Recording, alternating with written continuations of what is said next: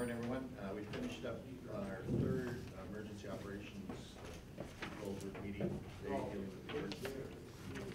This time yesterday, as you know, we declared an emergency, so that emergency is still in effect. It's a declared emergency, which you can answer more questions about that. But the reality of it is, we are still dealing with a very serious situation. Although the sun is shining, the damage that was done as a result of really an extreme weather event that happened early Monday morning. Yes, and we'll speak to it, but our plant, our treatment plant still remains for the most part underwater. We are pumping out and we are also moving forward with a temporary measure. But one of the things you'll hear today is just the fact that community safety and really the need to move forward with temporary measures at our plant are really important. So with that, I'm going to limit my comments. I'm going to ask Mayor Hobbs, who was here, was fully briefed last night. We actually briefed all of council twice last night on the emergency, is here to speak. Mayor Hobbs. Thank you, Tim, and good morning, everyone. It's a pleasure to be here today. I wish it was different circumstances, but we are making some headway.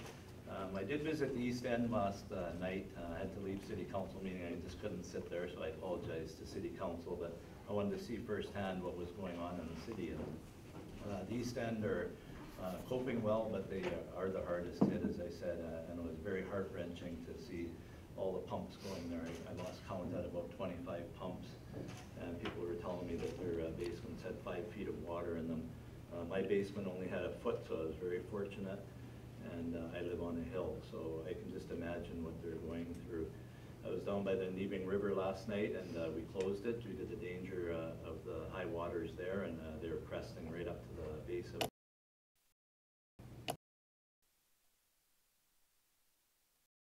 Well, although it's a sunny day, like our city manager said, there's a lot of danger out there. I understand one person was on a canoe in that river. People walking their dogs on the edge, and you know what, those shores are very fragile when you get to that much water on them. An accident is just waiting to happen, so I have to urge residents to just use as much caution as they can. This is something that the City of Thunder Bay doesn't deal with on a regular basis, and curiosity might get the best of people, and like Tim said, safety is paramount. The East End, we opened up the Neving Arena last night and had transportation to the Neving Arena. However, we didn't get a lot of uptake on that, so we're going to the East End. I want to commend Laurie Alexander, my policy and research assistant, set up a Facebook page on my mayor's site. That was unbelievable. That's over 1,000 people, and it's just showing the heart that this city has, and it overwhelms me when I read what's going on in there. People volunteering pumps, food. There's a group of people right now that are going over there with food. The Salvation Army is here, the Red Cross is here as usual. And it's ironic because I just met with Mayor Schufeld of Godrich, and we were talking about disasters just a couple of weeks ago, and here we are calling another emergency. We are getting a handle on things. The water treatment, or the sewage treatment plant obviously is their biggest concern. Darren Hudson's going to speak to that soon. There is some headway being made. So again, we have to stress safety, safety, safety. Thank you. Thank you. As we did yesterday, we're certainly going to take questions at the end. I do want to call on again Bill Bartley, the chair of the Lakehead Regional Conservation Authority, to speak. It's important, I think, that we hear from the Conservation Authority, certainly from the standpoint of where we are with our levels, our flood risk, but one of the things that we are seeing, and all cities are seeing, is more extreme weather events that are causing havoc on infrastructure and just cities. So, you know, what we dealt with the other night, Bill can probably explain more about the intensity of the rainfall, but we're really working well with them. So, Bill?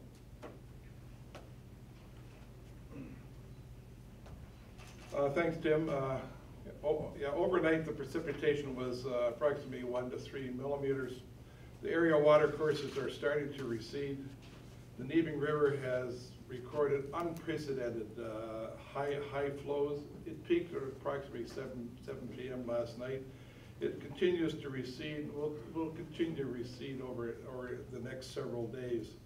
The flows in the water courses remain very high, will remain very high for a number of days. The Neving-McIntyre floodway continues to divert, and in fact, the flows that are going through the Neving floodway as we speak have been the highest since it was opened. It is unprecedented levels of water going through there. The lower Cam continues to flow but it also remains high. The public should continue to exercise extreme caution due to the high flows and unstable stream banks. Please, just stay away from any flowing water in any water courses. It's not safe. Safety is highest and paramount. Please stay away. And parents, please tell your children, I know water is like a magnet that attracts people, especially children. Please, let's not make a sad situation even sadder. Staff are continuing to monitor the situation. We'll update as warranted. There's about 3 millimeters forecast today, but fortunately after that, the next number of days, there is no rain in the forecast. And we're certainly going to keep people posted as to what's happening. Thank you very much. Thanks, Bill. And you've called Daryl Matson up now. And again, the primary reason we are in a declared emergency is that our treatment facility, our sewage treatment facility, Atlantic Avenue, has been flooded. It's not functioning. But we do have some measures in place that are allowing us to move forward, so Daryl can speak to that. So good morning.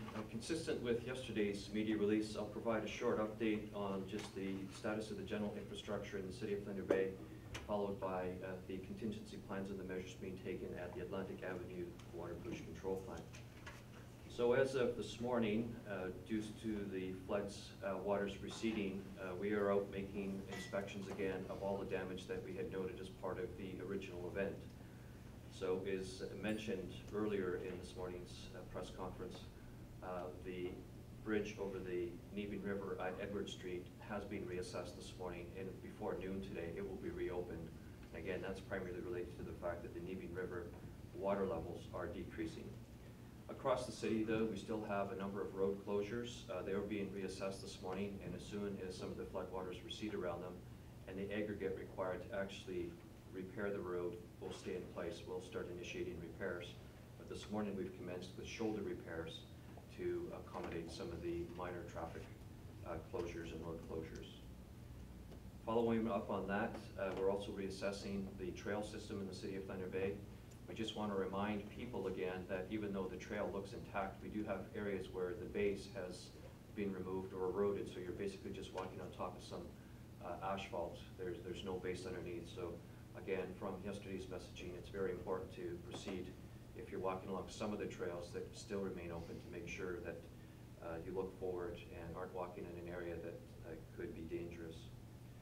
Going to the Atlantic Avenue Water Pollution Control Plant, we've had progress made over the last 24 hours. I have 2 updates. The flooded portion of the plant has had significant progress in terms of pumping out the plant.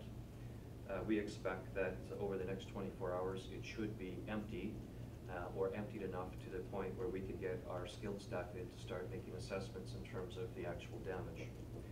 And the last update is related to the wet wells of the sewage treatment plant, or the level of sewage within and floodwaters in our sewer systems. We have 2 pumps that were delivered into the city of Thunder Bay early this morning. They are being installed, so that will increase the capacity and assist with the fact that we're only pumping at about half the daily flows that currently that the city would see over a 24-hour period. And we have 5 more pumps that should be on site late this afternoon, which again will be installed at the plant. Some of the pumps will be moved to some strategic locations within the city of Thunder Bay sewer systems to relieve some of the pressures and the levels that are contained within them today. So again, good news in the sense that we're making progress on all fronts, and we hope to have the temporary pumping station and be treating additional flood and sewage waters within the next 24 to 36 hours. Has the public been helping? We're having a hard time gauging that. We're going to take a look at some of the Bear Point potable water treatment flows to see if we can actually see a trend. I would suggest to you from previous years, the 24-hour trend doesn't mean much, so we'll monitor over the next 2-3 days to see whether or not there's a significant decrease in the amount of potable water produced, which would be an indicator that the public have heeded our warnings and have been participating in conserving water. Do we know if there's been any raw sewage get into the lake? It's difficult to define raw sewage in a state of flood. Typically what we're seeing right now is the majority of the water that's in the system is all floodwaters. So we are pumping out the dry side of the Atlantic Avenue Water Pollution Control Plant to the Neabing-McIntyre, but we're chlorinating that water. And if you take a look at it, it's just floodwaters. It's water that's coming through the system, but it's predominantly rainwater. There are a couple of key areas in the city, working with the Lakehead Regional Conservation Authority, the Public Health Unit, and the Ministry of Environment, where we have some satellite pump stations of small nature that we are actually pumping into either a storm sewer or directly to the receiving stream. It is from the sanitary sewer system, but again, if you take a look at it, it's just predominantly rainwater. So there are areas where we're pumping directly to a couple of rivers and a couple of areas we're pumping directly to the storm sewers.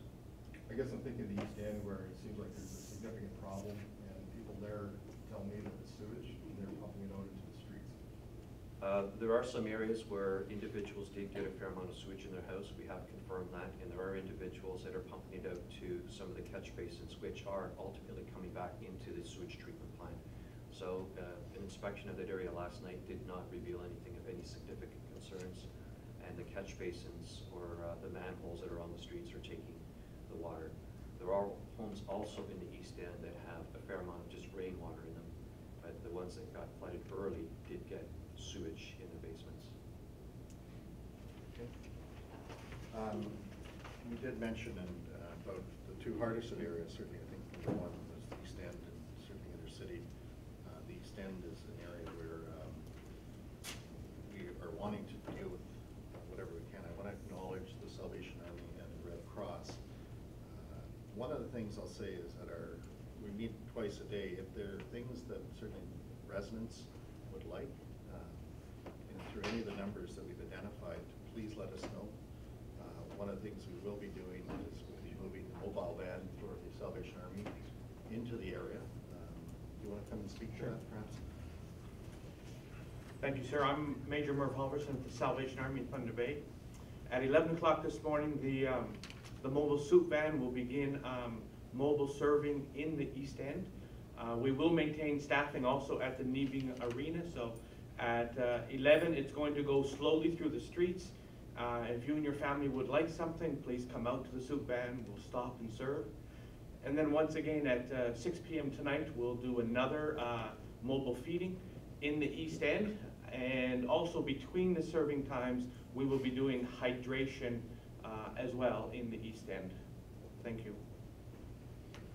So we also have moved porta potties in there. I think we've got a couple dozen at Cherry Park. So anyway, we are in a emergency response mode. So we are prepared to obviously deal with the needs of the communities to the extent that we can. The one thing I would like to do is acknowledge Chief Levesque and also Deputy Chief Hankio in terms of their role, and I think it'd be appropriate for them to speak about what they're seeing in the community and some of their concerns. Chief Levesque first. Yeah, thank you, Mr. Commisso. I'd just like to reiterate, basically, we've heard from a number of speakers that the safety risk, the eroding banks of rivers and waterways and whatnot, the fast-flowing water. We are concerned about people in and around those areas. Please try to stay away if you can at all possible. Somebody did mention as well, keep track of your kids. Don't let them be playing near those areas. And by all means, please stay off for recreational purposes. There's really no need to be on any of those waterways right now. You can do with your kayak. So I know Deputy Chief Hankio has something else he'd like to add. Thank you, Chief. And probably be about the fourth or fifth time this has been reiterated now, but please be very careful around waterways. The only other issue that we've been dealing with, if you do experience flooding in your basement or water in your basement, we all know that water and electricity are not a good combination. So do not go into the water in your basement. Be very careful. Contact the appropriate authorities, either through 911 assessment of the situation, but be careful do not enter basements with water. Thanks. So, last comment, I don't know, also, Mayor Hobbs, if you want to think, is that we are still at a fairly high level of risk. In fact, we are at a high level of risk. If there's further rain, flash flooding is an issue, and Belbart is best to speak about that. But also the risk of further backups, because our system essentially is full of water, and we're not pumping that water. So we're looking at how we can move that water out of our system through the temporary pumping. But rain is not our friend over the next few days. If we get more rain, as we said, there was sections of the community that got 112 millimeters of rain over about a 36-hour period, with 80 millimeters came within an hour and a half. That type of intense rain, those are storms you don't see that often, but we're seeing more frequent rainfalls and fairly extreme events, so who knows what's in the forecast. So that's why I think it's really important for the community to understand that the community is different today than it was a week ago. We've got saturated levels in terms of the ground, and we have a sanitary system essentially that's full of water. All of the pipes, all of that are full of water, so there really is a lot of flexibility in terms of getting more rain. But we're doing everything we can, but it's going to take some time. And I know, Mr. Mayor, I think you were commenting on the fact that that's an important message to get out as well. Can you talk to Red Cross? Sure, absolutely. I'm Rob Kilgore, I'm the District Branch Manager for Canadian Red Cross. Our volunteers have been working with the city crews, with the fire department, and also the Salvation Army, helping to support those that have been coming out, or those that were intended to come out for support. Also working within the community and helping to support the vulnerable, some of which who have not been able to go into shelter, but have been redirected into other housing within the community. So we've had seniors who have dementias and such, who've been ordered out of their homes. We've been working with the CCAC and other organizations like Charles Select to be able to relocate them into a safe environment.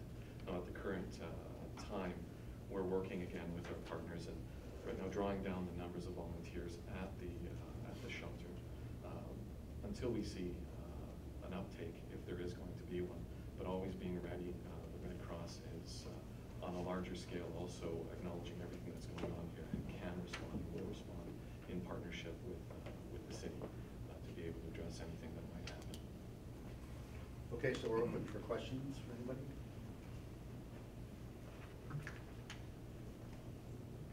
I guess considering what's happened with the sewer plant, any thoughts of where it is and concern about that? I mean, Where it is located. where it's located, and if this could happen again, for instance? Daryl, I think you can comment about how sewer plants get located.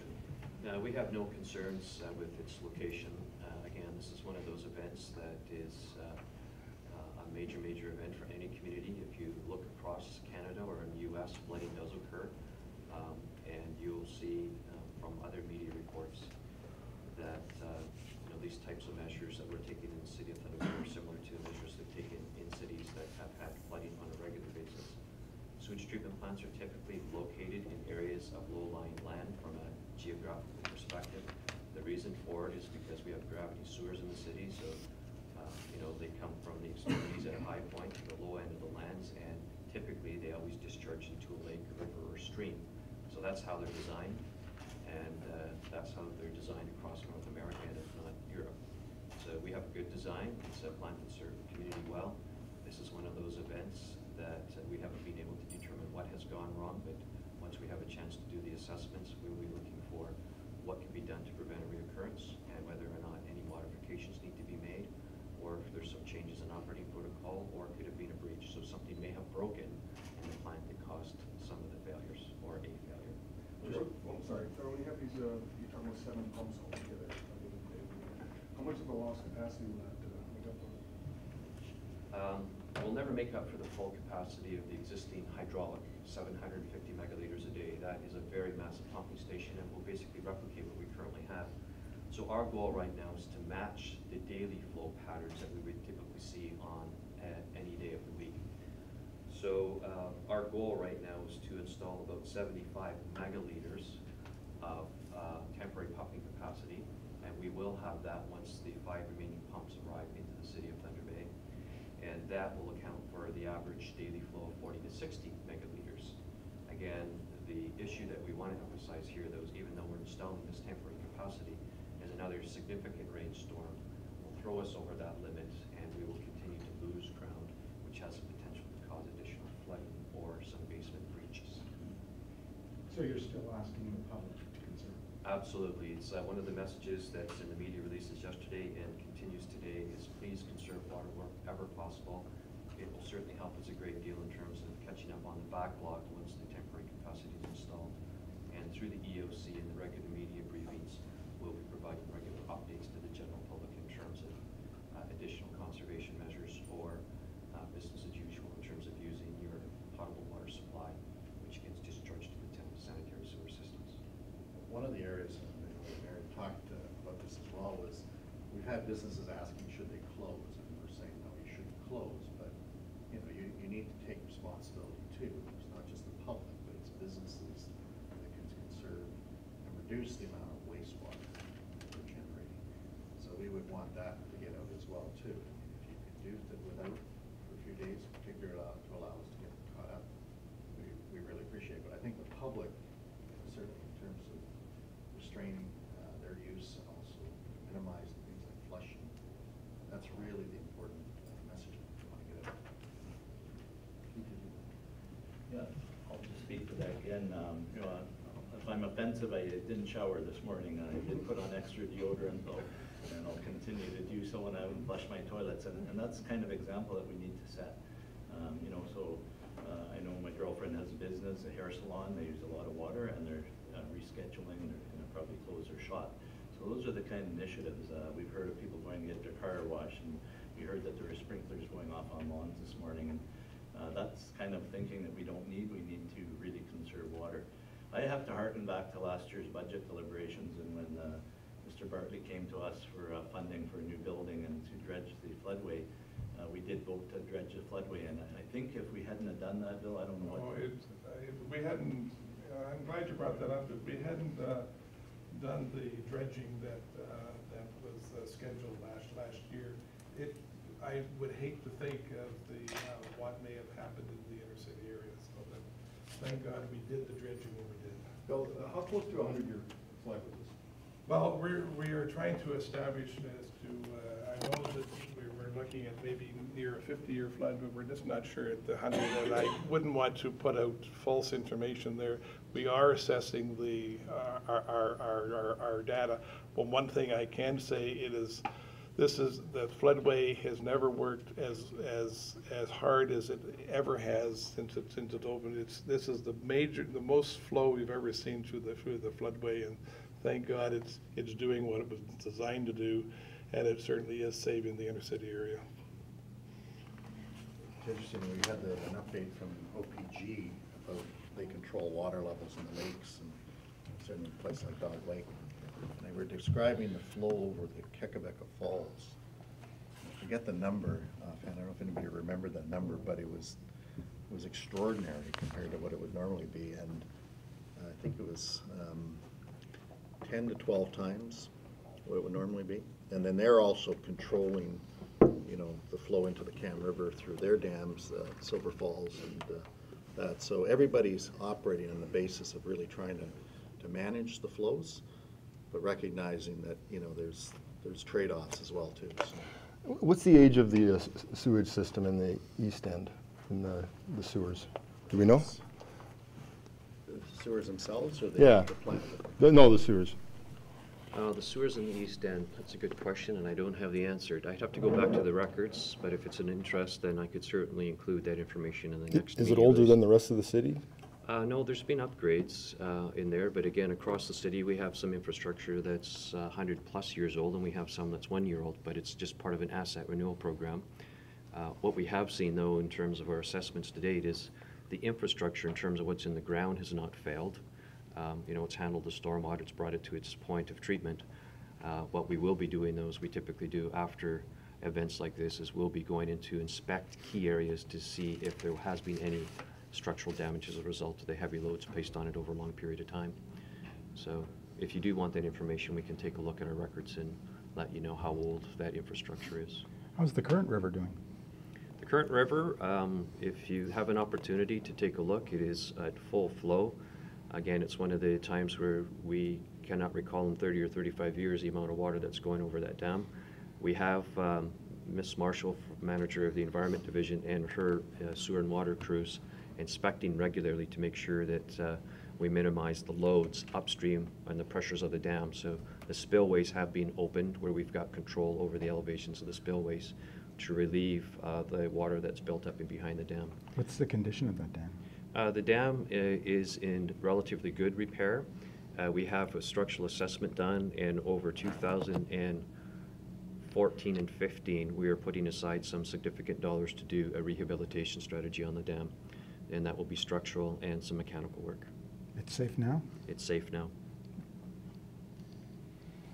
Do we know how many homes were affected in Thunder Bay by this? We had 500 calls in about 2 o'clock in the afternoon, but I know, Daryl, there were more calls that came in. As of the 6:30 brief I received, I think we're probably between 500 and 550 calls received. Now, those calls don't all relate to basement flooding. They relate to flooding on roads, reporting of asset or infrastructure damage such as trails along the way. So we don't have a breakdown at this point in time in terms of 550 calls and how many basements that is. We'll do that assessment once we deal with the priority issues in terms of this emergency. Okay. So you can't put a real number on how many basements are flooded? It wouldn't even be a guess. Hundreds. Hundreds, yeah. So if I could just reinforce a couple other key messages. Our city tap water, drinking water is absolutely safe. There has been no impact on our water system. We are moving additional resources into the East End to try to provide some relief. But I will say that if anybody from the public wants us to think about or consider anything, just please send me an email, myself, the mayor. We will get it to the table, and that's how we deal with things. We meet twice a day. We'll meet in the morning, we'll meet in the afternoon, and we'll get resources out where we can. One of the things we will be doing is, for the foreseeable future, is providing at least a media update at 10 o'clock following our 8 o'clock meeting of the Emergency Control Group. And I don't know if there's anybody else who wants to reinforce anything. What are we getting from the provincial and federal government in terms of support? So, good question. The question is, what are we getting from the provincial federal government? We've certainly had all of the MPs, MPPs involved, aware, offer. What we do is we develop contacts immediately. So with Emergency Measures Ontario, Ministry of the Environment, we're working with the Ministry of Environment very closely about what we can do at the sewage treatment plant. At this point, and I'll let Deputy Chief Hankio talk about it, we are in a position where we need resources. We can ask for them, and if they have them, they will give them. What we're dealing with right now, quite frankly, for the most part, is in our sewage treatment facility are resources that we are securing. We are bringing the pumps in from Winnipeg, from Toronto, from Sudbury. We know how to run that plant from the standpoint of what we do. We expect over the next while, though, we'll be looking at, are there other resources we need? But for the most part, we see this as localized. We have Red Cross, we have Salvation Army. We're able to manage that. But I don't know, Deputy Chief, if you wanted to comment, because you have the relationship with the EMO for the most part. Thanks, Tim. We've been in continuous contact with the Provincial Emergency Operations Center regarding this incident. They have offered assistance in the form of a field officer, sending a field officer here. Right now, we don't believe that it's necessary at this time. To reiterate what the city manager said, we have a great relationship here locally with agencies such as the Salvation Army, Red Cross. We have the care group as an example that we haven't actually tapped into yet. So we do have a very good resource base as far as being able to deal with this, and to this point we've been able to deal with it on our own very effectively. So we'll continue to do that, and I think we'll get to where we need to get, and at this point we really haven't required any major assistance from the province. Mayor, I have one to comment. Yes, I was in touch with, actually, Ian Davidson, the Deputy Minister of Community Safety and Correctional Services, did phone me this morning. We are on their radar in Toronto. And I also got a call from Andrea Horvath today, leader of the NDP party. John Rafferty and Bruce Heyer have both contacted us from the federal level, and the PMO's office is aware of what's going on in Thunder Bay. So politicians are aware and have advised us of anything we need. Well, I will say also that through our MPPs, the provincial ministers that may be required to be involved, people like the Minister of the Environment, as an example, are fully aware. So we feel that the province and the federal government are engaged to the point where we need them. One of the things we will be doing, guaranteed, is we'll be tracking all of our costs, and where there's money that's available as a result of us declaring an emergency, we'll be maximizing what we can get. We also recognize that Oliver Papoonge, Conmee, Forward First Nation, they're also dealing with emergencies, and they're also looking at getting financial support as well too. So Tim, we are helping as much as we can, but our resources are pretty consumed here. Tim, is the city liable for any of the damage to houses, especially in the east end? That's a legal question. I'm not going to answer that in public, but we were updated on that last night, and we're doing everything we can.